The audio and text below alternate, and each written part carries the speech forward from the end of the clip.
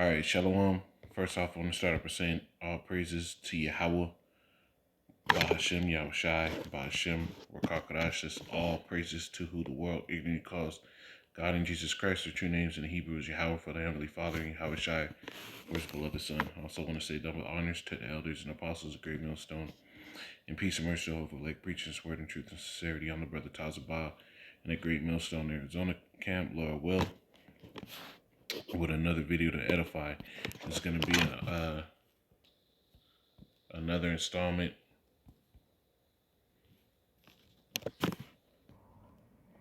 This is going to be another installment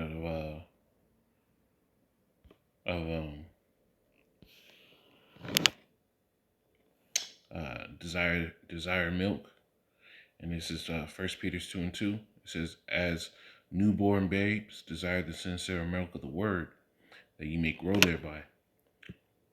You know, and it's good to go into the milk scriptures, man, because this is our foundation.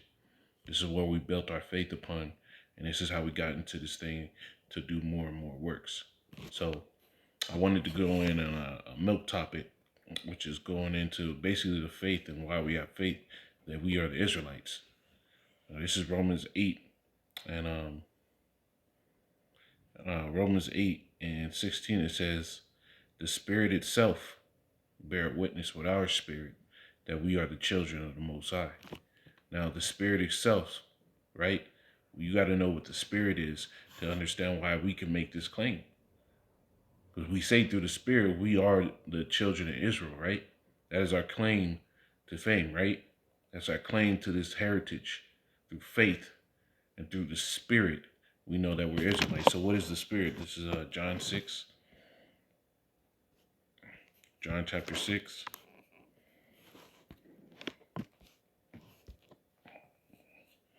Verse 63, it says, "It is the Spirit that quickeneth," right? "The flesh profited nothing. The words," now this is the red letter, peep that, right? So Yahushua speaking, "The words that I speak unto you, they are spirit and they are life." So what words was Yahushua speaking? All right, so this is Matthew 28, going into the words that Yahushua was speaking. Matthew 28:19, it says, "Go ye therefore and teach all nations, baptizing them in the name of the Father and the Son and the Holy Spirit, teaching them to observe all things whatsoever I commanded you. And lo, I'm with you always, even into the end of the world." So what was the Lord teaching? He was teaching all things written and commanded. Which what the Lord said he didn't come to bear witness of himself, but of the Most High. So the Lord was speaking. Yahushua was speaking all the words of the scriptures, right? It's another one that supports that statement.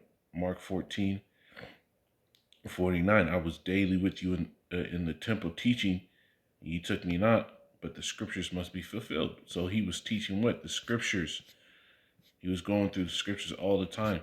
You know, even Apostle Paul said he was daily with them, teaching and reasoning with them out of the prophets, right? So the Spirit, going back to John 6, go back to that real quick. That was a little segue. John 6:63 says, "It is the Spirit that quickeneth, the flesh profited nothing. The words that I speak unto you, they are spirit and they are life." You see? So the words of the Lord, those are spirit and those are life. And why was it so important? Because the words he was speaking were all really written of Yahushua himself. So this is Psalms 40.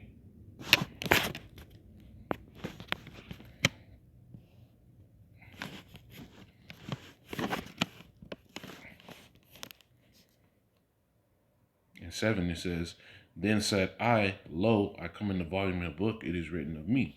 Now this is the same statement that Yahushua made, because Yahushua was the one speaking to David in the Old Testament, man. When he said, "The Lord said unto my Lord," Yahushua even brought out that scenario.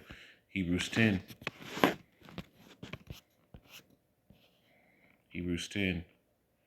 Where's it at?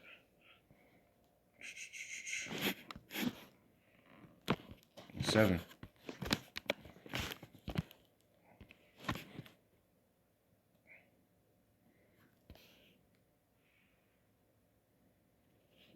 Start at 6. It says, in burnt offerings and sacrifices for sin, thou hast had no pleasure. Then said I, lo, I come in the volume of the book. It is written of me to do thy will, O power. So who is this talking about? This is Yahweh Shai. When you really go into the scriptures, all the prophecies link up unto Yahweh Shai. Everything, man. You know, when Moses, this is why he said, if you believed Moses, you would have believed me, because he spoke of me. Because Moses, when he was in the law, when you're in the law, he said he would sent you another he sent you another like unto himself, and him shall you follow. That was talking about Yahweh Shai. So this is Matthew 13. You know, and this is why we tell brothers, this is why we tell everybody, you have to go through the whole, you have to eat the whole roll. You got to eat the whole roll, because this truth, you got to go into both books, the old and the new, because the mystery is something that you got to go into, man. This is Matthew's 13:52. It says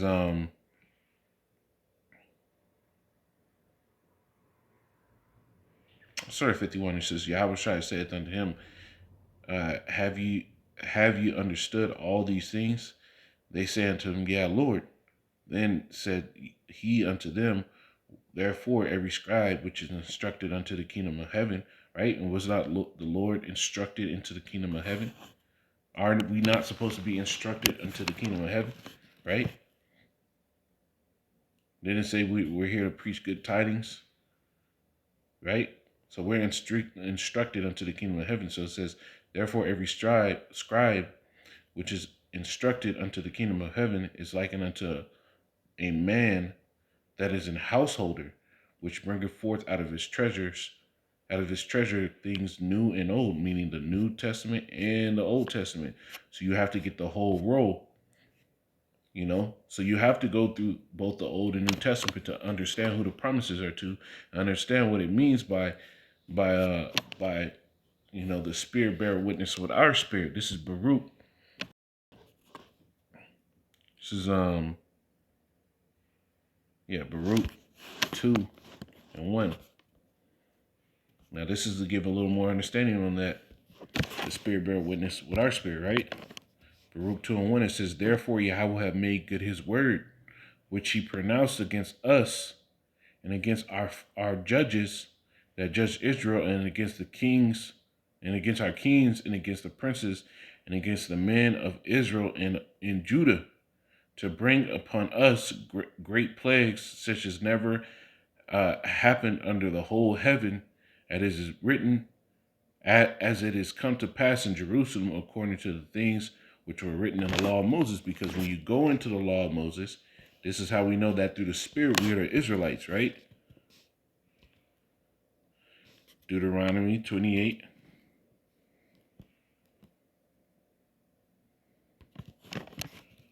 And we'll jump down to 15.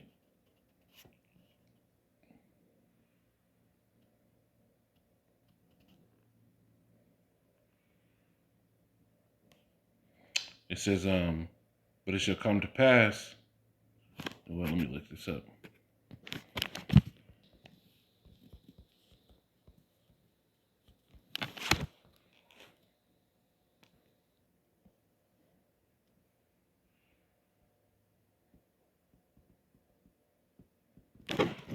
Deuteronomy 28. I'll start at 46 and I'll jump up to 15. Deuteronomy and Deuteronomy 28:45. It says, moreover, all these curses shall be upon thee, and shall pursue thee and overtake thee, till thou be destroyed, because thou hearkenest not unto the voice of Yahweh thy power. So all the curses in Deuteronomy 28, in the 28th chapter, starting at the 15 verses, will be on us, right? Until we be destroyed, right? Because thou hast not hearkened unto the voice of Yahweh thy power, because we didn't fulfill it to keep his commandments and his statutes which he commanded thee. It says, and they shall be upon thee for a sign and wonder, and upon thy seed forever. So when you go through these curses, which is what? The word of the Lord, which is what? The Spirit, right? you see that through the Spirit we fit the bill, right? So Deuteronomy 28:15, it says, "But it shall come to pass, if thou wilt not hearken unto the voice of Yahweh thy power."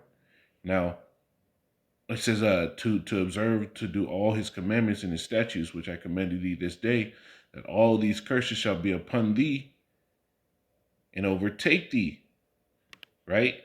So when you go through these curses, it sounds like a so-called Negro, Hispanic, or Native American's life. And there's men that look like the other nations, but they're fitting this bill as well, and they gravitate to this word. The scriptures tell you, for they have a zeal of the Most High, but not according to knowledge. So the ones that really get down with this word and are submissive to it, those are Israelites, man.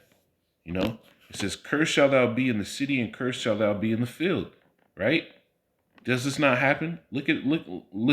No matter where Jake is, you could try to leave the big city to get away from all that racism. You go into the country, try to get a secluded life. What? You're still on the bottom, right?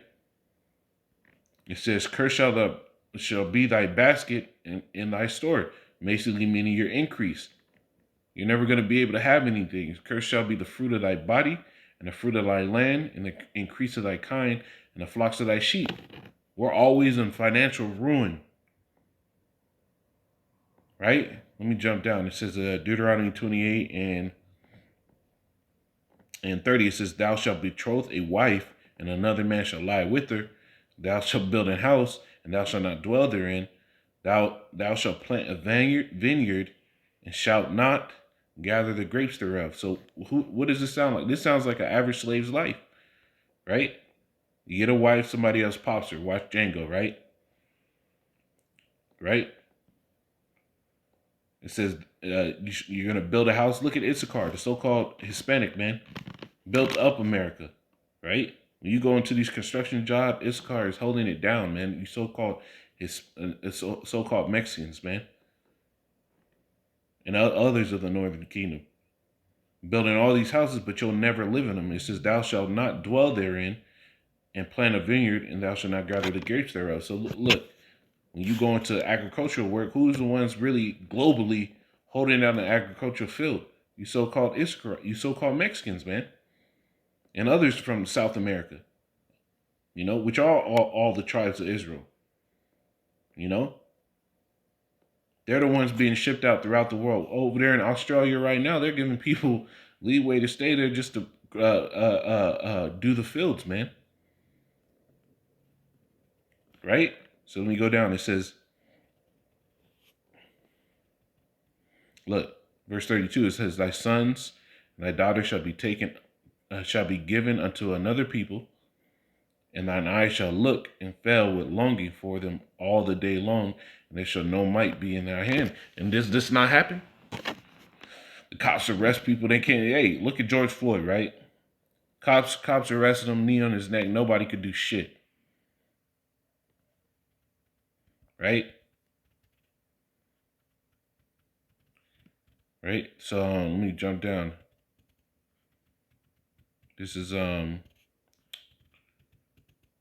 look, Deuteronomy 28 and 42. It says, "All thy trees and the fruit of thy land shall the locust consume, the stranger that is within thee," right? All these other nations.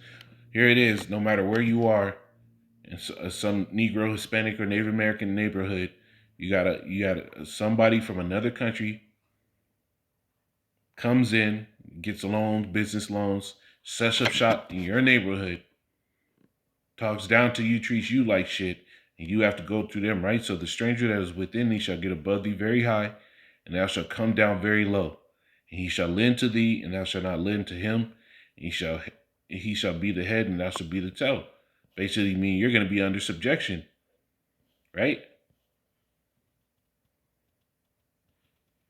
This is Deuteronomy 28 and 48. It says, "Therefore shalt thou serve thine enemies, which Yahweh shall send against thee, in hunger and in thirst, and in nakedness, and in want of all things. And he shall put a yoke of iron upon thy neck until thou be destroyed." And that's talking about the so-called Negro, man. And really, all the tribes went through that. Specifically talking about the Northern Kingdom, which is you so-called Latinos and Native Americans, Seminole Indians. You went through that first, because when the Spaniards came over, the conquistadors, you know, they were taking your asses right back over there to Europe and showing you off. So really, the Northern Kingdom got that first, but we were all oppressed together, as the scriptures say. And this is an evident token. This is why the Spirit bears witness with our spirit that we are the children of the Most High. And even further in, you can go to what is that? Hosea 13. Hosea 13. Cut that out, Ruffles. Hosea 13 and